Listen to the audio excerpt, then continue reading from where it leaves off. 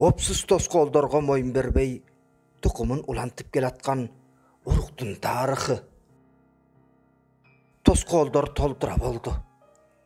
El başına uşundaysın olur gelet eken.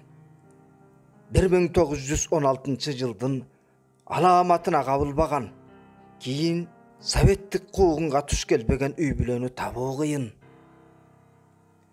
Kança zamatlar ok kuçup su kaktı. Zorduk zomluktun kurmandığı boluştu. Uşul tapta adam bağluluğu dep atkanыбыз oşol demografiyalık jogotu dep atpayбызбы. Жалгыз кыргыз эмес, жамы борбор Азия калктары туш келген кана байрамда калкыбыз канча кишисинен ажыраганын, андан кийин жоготуулардын так эсебин алууга болобу? Пенде баласынын баатырдыгы менен аны ээрчиген кайгы касірети барып келип бир үй бүлөнүн маңдайына жазылган тагдыр болуп калган экен. Экинчи жагынан ал кезде башы бүтүн боору эсен адамды табуу мүмкүн эмес эле. Көл кылаасындагылар кыйын кезеңде башынан кечирген опсуз оорчулуктарды санап чыгыш кыйын. Аны ар бир үй бүлө өз башынан ар кандай өткөрдү. Мамыркандын урпактары ушул тапта керемет коз Дарган айылынын бир ыптасын ээлейт. Булар кыргын сүргүндө өлбөй аман калгандардын тукумдары.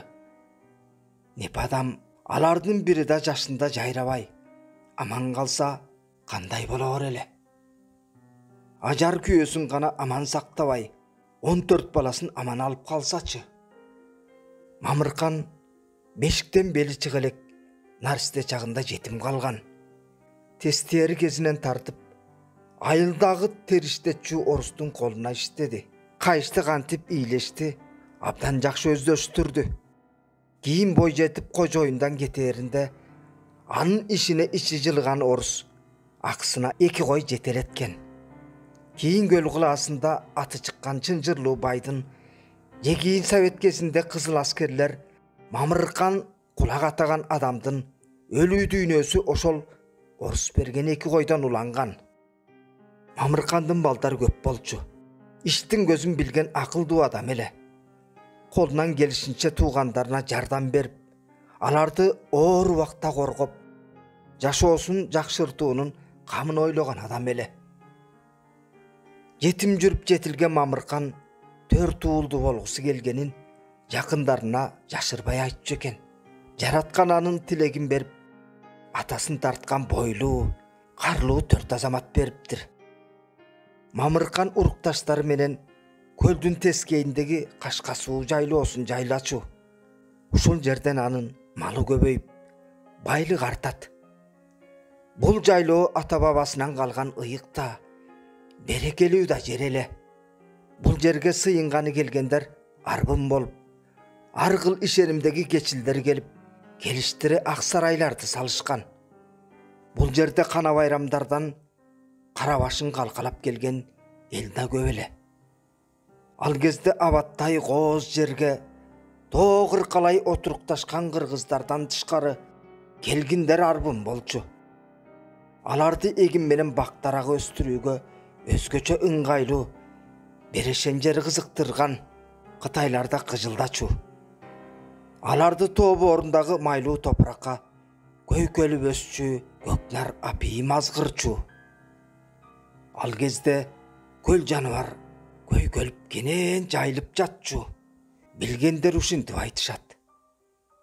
1916 жылга чейин ушундай эле дешет. Кытайга качуу жана кайтуу. Мамыркан көл боорунда Сары өзөн чүйдө эмне болуп жатканын билчү. Көтөрүлгөн элдин чапкын менен куугундан кача баштаганын кабарлашкан ага. Бир аз убакыт үй бүлө тууган туушкандар менен Кашка суунун төрүндө жашырынып тура алмак. Коркунучтан алыс болуу амалында малын тоонун алыс жагына айдатып, бир куржун апийимин белендеп качуунун камылгасын көрөт. Апийим ал кезде бардык жерде өтүмдүү эле. Апийим Кытайда өзгөчө паалуу болорун ага кызыккандар көп экенин билди. элчи. Кытай соодагерлери менен алып сатарлары Мурда Göl калаасына тез каттап, жеринде кымбатка бааланчу товарды көп алышчу. Күттүргөн күз келди. Жөнөткөн кабарчылар жазалоочулар жакындап калышканын кабарлашат. Кысталышта боз үй менен тамак ашын, үй бүлөсү, карындашын, балдарын, 2 жашка чыккан небереси Изматты жакын туугандарын алып, бийик ашууну беттеп Кытайга карай жөнөп калышты. Жолдо баратып мурда айдатып ийген малын алып, ашуу ашып кетишти. Мамыркандын камбылдыгынын пайдасы ушунда бир тийди. Анын үй бүлөсүнөн чыгымга учураганы болбоду. Кыйналып кысталып, акыры Кытайга жетишти. Алардын айдап келген малы менен куржунга салып алган апийимдин кереги Кытайда абдан жарабадыбы. Ашууну беттеп келатып өлүп калган энесинин көкүрөгүн тырмалап отурган наристени таап алышкан эле. Ал кезде кыйынчылыкка карабай, балдар менен карыларды ара жолго калтырышчу эмес. Анын үстүнө Мамыркандын үй бүлөсү үчүн дагы бир бала оорчулук келтирмек эмес. Мамыркандын небереси Абакир ата ушул тапта Даркан айылында жашайт. Ошол кишинин айтуусунда Мамыркандын чоң уулунун аялы Ажар эне бир эмчеги менен өз баласы Изматты, экинчи эмчеги менен жолдо таап алган баланы эмзип, асырап бакканын кийин айтып калышчу экен. Ал бала кийин чоңойгондо бул үй бүлөгө кара жолтой болуптур. Ал кезде андай болорун ким билиптир. Эптеп Кытайга жетсек, апыл-тапыл кирип келген аламаттан кантип аман калабыз? Туулган жерибизге кайтабызбы? Деген кабатыр ой менен гана жашап калышкан экен. Кытайдан баары кайтты. Көлгө келген соң Мамыркандын үй бүлөсү аз-аздан өзүнө келип, кайрадан турмушун жөндөй баштады. Карлуу камбыл жигиттер үй бүлөсүн муңайтпай сактап калышты. Анын үстүнө өз үй өлөң төшөгү аларга күч кубат берди. Турмуш тирилигине киришишти баары.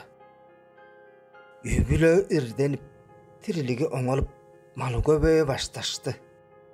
Бирок бул эссердеги мамлекет болчу. Адамдар кандай жашаш керек экенин, теңчилик менен бир туугандык достукту кантип чыңдоону бийлик башындагылар мурда эле аныктап коюшкан. Болгондун баарын ортого кошуп, мамлекетти көтөрүш керек эле. Ошондон артык баш дүйнөнү алып коюшкан. Аш жылаңаш жашап аткан калктын эмнесин алат эле. Бирок алышчу. Мамыркандын балдары малдуу, жашоо тирилиги дурус эле. Ошондон улам алар жаңы бийликтин жактырбаган адамдарына айланышты. Кызылдай мээнет, эмгек менен тапкан дүйнөсүн, көбөйтүп алган малын мамлекет менен бөлүшкүсү келбеди. Алардын үйү толо балдары кыйын кезеңде азап менен оңолуп кетишкени бийликти ойлонтподу окшойт. Анын үстүнө Мамыркандын балдарынын баары Кытайга барып келишкен. Четке баргандын баары ошол өлкөнүн бул жака жөнөткөн тыңчысы катары карап, баарына ишенбей турган чакта мына ушул жагдай четке барып келүү пункту өзгөчө мааниге ээ боло баштаган. Эссир өлкөсүндө жапырт жазалоо өнөктүгү күчөп, минтип шек жараткан адамдар эле эмес, бүтүндөй бир элдер куугунтукка алына баштаган. Өзгөчө шек жараткандардын катарына кайсы бир учурда чет өлкөдө болгон, четке чыккан адамдар кошулуп, ошолордун саризине түшө башташкан. Мамыркан 3 уулу менен ошол кездеги совет бийлигине жакпаган күмөндүү жарандардын катарына кошулуп, ата балдар буландуу түрдө атылчу азаматтардын тизмесине киргизилет. Адамдарга жык-жыйма толгон камерага киргизилген болчу. 4 баланын кенжеси катуу дартка чалдыккан дүйшөмбү чоң үйдө калды. Аны да 2 дүйнөлүк согуш башталаарга чукул камакка алышты. Ага чейин ичи арман менен азапка толгон түрмөнүн бит бүргө баскан камераларынын биринде балдарын алып Мамыркан жатты.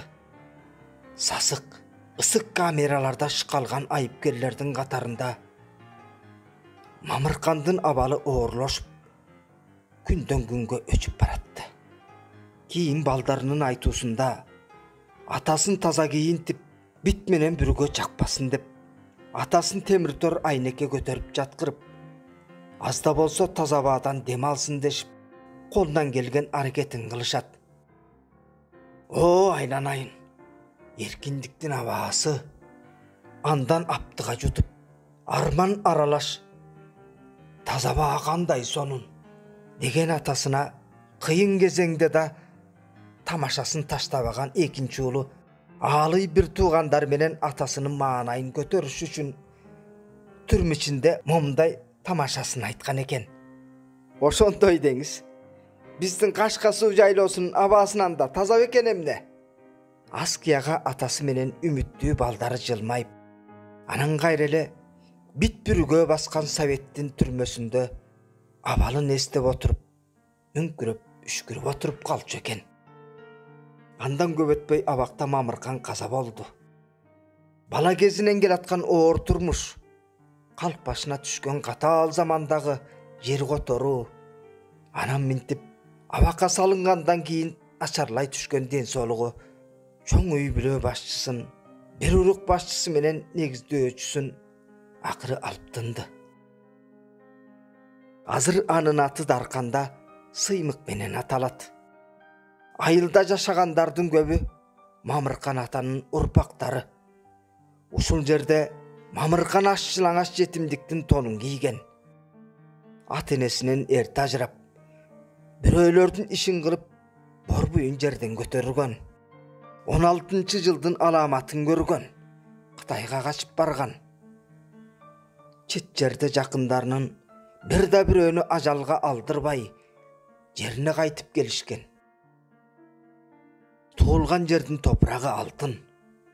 Өз мекенинде кайра ирденип, аламатта айрылып калган дүйнөсүн ордуна келтирип, жашоо турмушун оңдойт. Ого эле оорусун олорго кебелбеген Мамыркан 38-жылдардагы кызыл кыргынды көтөрө албады. Кыргындан анын 2 уулу Аалый менен Актанда аман чыккан жок. Атасы өлгөндөн көп өтпөй, аларды да атып салышкан. Каруу күчтүү Агыни аман болсо, артында укум-тукуму калбайт беле. Канет кылчуу жагдай Аалыдан 3 бала калды. Актан үйлөнүшкө үлгүрбөптүр. Айылда алардын кенжеси Дүйшөн калган. Мамыркандын балдарынын улуусу Ысмайыл түрмөнүн азабынан араңжан денесин көтөрө албай, өмүр күнүнүн акыркы сааттарын эсептеп жаткан. Ысмайыл менен Ажар. Ысмайыл өлбөй калды. Жалаң сөөккө жабышкан эти гана калып, өз алдынча басып тура албай, бул түрүүнүн сөлөкөтүнөн түрмөдөгүлөр деле түңүлүп, сыртка чыгарып таштаарда бир боорукер адам көмөк көрсөткөн экен. Ошол алпейим адам болбосо, ичер суусу азайып бараткан Ысмайыл өлүп деле калышы ыктымал болчу. Мамыркандын ким экенин, анын турмушунун түрмөгө чейин эле мыкты билген. Айылынан барып катышы болгон ошол боорукер бир татар каттаган бирөөлөрдөн Дарканга кабар билдирет.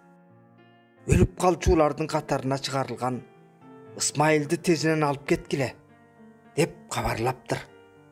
Шашылыш кабар Айылга жеткенде атасы менен балдарынан ажырап, айласын таппай турган үй бүлөнүн абалы кыйын болчу. Балдардын кенжеси Дүйшөн да Каражаны менен Алек оордан оңола албай жаткан. Калгандары аялдары менен чээдей балдар. Ажаатты Ысмайылдын аялы ажар ачыптыр. Анын кыйын кезеңдеги чечкиндүүлүгүн, кайра тартпас көк жалдыгын туугандары эмдигиче айтып калышат. Катар-катар келген кыйынчылыктарга карабай, ажар 14 бала төрөгөн. Тагдырдын жазмышы ошол 14-түн экөө гана аман калып, аларга 3-чү ашууда өлүп калган апасынын көкүрөгүн тырмалап отурган, жолдон тапкан баласы кошулуп, үч жүрпөсү эришетти. Ажар күйөөсү тууралуу кабарды угаары менен жолго чыкты. Ал ата бабасы Алмуздактан бери жасап келаткан гүл азыгын көтөрүп алды. Көлдүн тескей тарабындагы Койсары кеме токтоочу жайынан пароходко олтуруп, айылдан балыкчыга келет. Ал жерден арабага олтуруп Фрунзеге. Издегени жанагы боорукер киши бир татар. Билбеген шаардан издеп жүрүп, ошол кишини табат. Анын жардамы менен абакта өлөр күнүн санап жаткан Араңжан Ысмайылды чыгарышат. Боорукер кишинин короосунда ажар күйөөсүн карасамы менен 10 күндөй жууйт. Бүргө менен битинен арылгандан кийин аны арабага салып, айылына карай алып жөнөйт. Келаткандагыдай балыкчыга чейинки арабада, андан кемеге түшүп Койсарыга жетишет. Көл үстүндө катуу толкун болуп, ансызда Араңжан келаткан Ысмайылдын оорусу күчөйт. Өлдүм талдым дегенде көздөн учкан жээкке келишет. Андан ары Койсарыдан эти менен сөөгү гана калган Ысмайылды дарканга алып барыш керек эле. Күткөн киши жок. Жеп жеңил болуп калган күйөөсүн жоңга арткан ажар апа айыл кайдасың деп жөнөп калат. Жолдун арбышы кыйын экен. Араңжан күйөөсүн кыйла жерге көтөрүп жеткирип, анан жол боюнда калтырган куржунуна келет. Ошентип токтоп тынып олтуруп, тоо боорундагы дарканга жетишет. Бозбешик деген жерге жакындаганда күйөөсүн көтөргөн зайыпты көргөн аксакал койчу уулуна ат коштоттуруп үйгө алып келүүнү табыстайт. Аялы менен күйөөсүн боз үйгө алып келишкенде кара тер басып жүрө албай калган зайып менен Араңжан күйөөсүн таң кала караган койчу алардын жайын сурайт. Кимдер болосуңар? Кайсы элсиңер? Кай жакка баратасыңар? Ажар кайнатасы Мамыркандын атын атай албайт. Башын жерге салып унчукпайт. Араңжан Ысмайыл атасынын атын шыбырайт. Мамыркан? О, Кудай! Ой, аны билем да. Баарыбыз билген кадырлуу адамыбыз кол, дейт кары койчу кубангандан эмне кылаарын билбей. Анан кара күрпөн кой союп, анын терисине Ысмайылды ороп коет. Байыртан көчмөн эл, анын ичинде кыргыз да алы курган жоокерин ушинтип дарылачу экен. Бир апта бою Ысмайылды койдун ысык шорпосу менен багат. Бир жумадан кийин эки атка мингизип, кары койчунун уулу Ысмайыл менен Ажарды Саруу менен Дарканды бөлүп турган дарыянын боюна чейин коштоп барат. Аялы менен күйөөсү күтүп аткан балдарына келишет.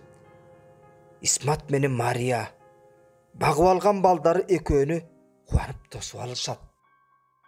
Ысмайыл азастан кубаттанып өзүнө келет. Кой кайтара баштайт. Аялы экөө эч кимден жардам сурабай, ынтымактуу жашап, 3 баласын чоңойтушат. Бирок 1938-жылы аны багып алган уулу НКВД-га карап атат.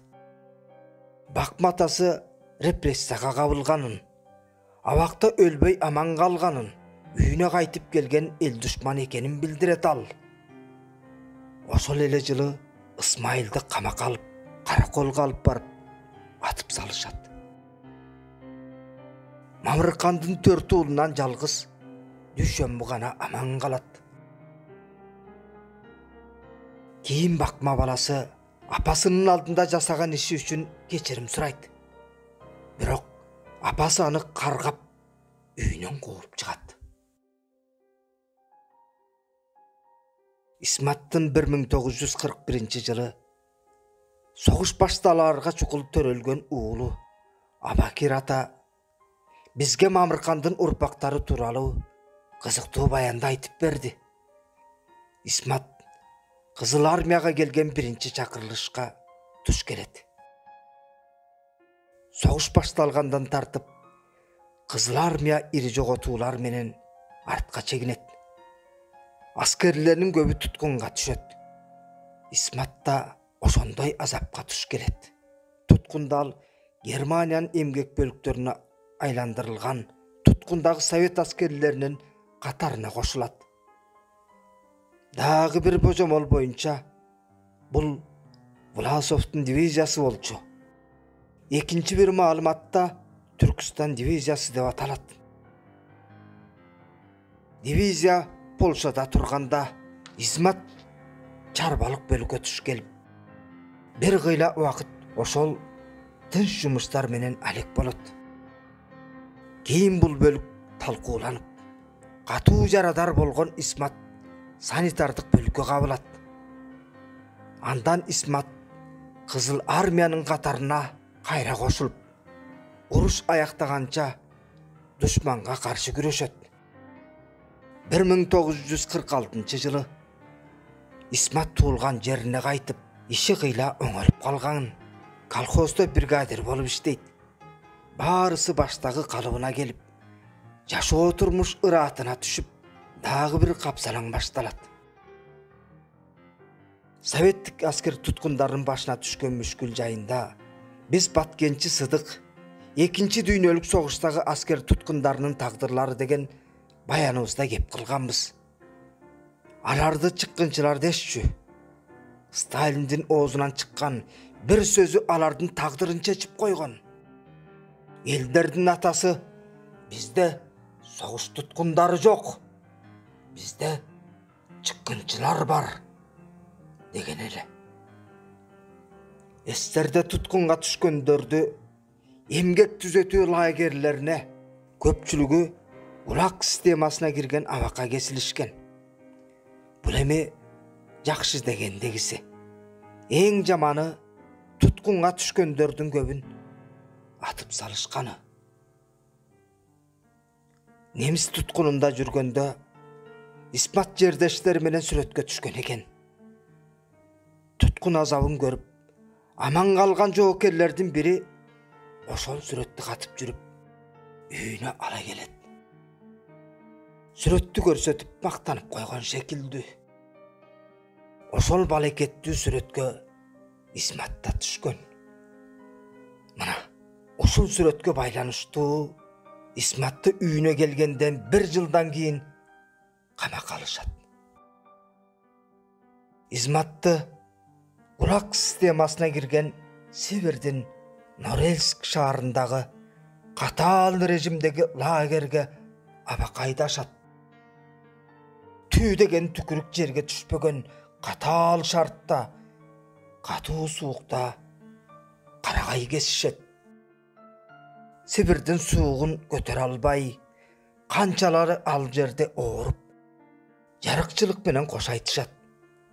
Согушта немис туткунунда көрбөгөнү көр болуп, арыктап баса албай калган Исмат да өзөктө өрттөгөн дарттан өйдө боло албай, 1953-жылы Хрущевдук мунапыска бир жумага жетпей каза болот. Мунапыска Исматтын саруулук айылдашы Үкөн туш келип, Араңжан аманга айтат. Экөө бирин-бири колдоп, аман калганы жердешинин аманатын айтууга убада кылышкан экен. Азаптан башы бошогондон кийин Үкөн Дарканга келип туугандарына Изматтын акыркы күндөрүн, көз алдында өткөн азапты айтып берет. Туугандары менен Изматка арнап Куран окуп, өткөндү эскеришет. Акыры Ажар жалгыз уулу Изматтан ажырайт. Анын жалгыз кызы Мария менен небереси Абакир гана калат.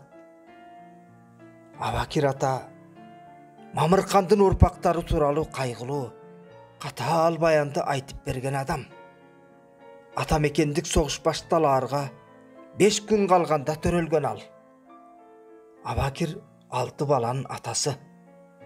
Мамыркандын урпактарынын аман калгандарынын баарынын 6дан баласы бар.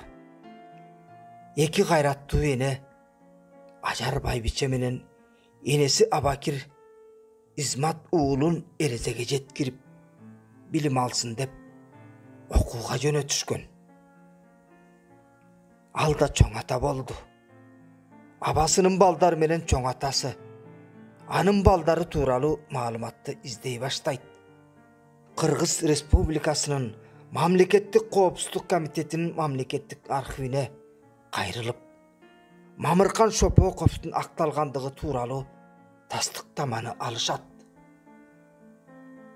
Мамыркандын балдары Мамырканов Актан, Мамырканов Аалы менен Мамырканов Исмайыл атылып кеткен. Азыр алардын аты саясий репрессия курмандыктарынын Каракол шаарында коюлган эстелик ташында жазылган. Эстелик өзгөчө Кооз Даркан айылынан 40 чакырымдай алыс. Жалаң эле Ысык Көл облусунан репрессияланган 2546 эскерген жай, куугунтукка кабылгандардын 400-ü атылган. Бул расмий булактар аркылуу бергендерибиз гана. Каракол шаарында Жеңиш багында дагы бир эстелик жай ачылган. Үркүндүн аламаты. Үркүндүн 100 жылдыгынын урматына коюлган эстелик. 1916 жылдын аламаты таш бетине чегилген.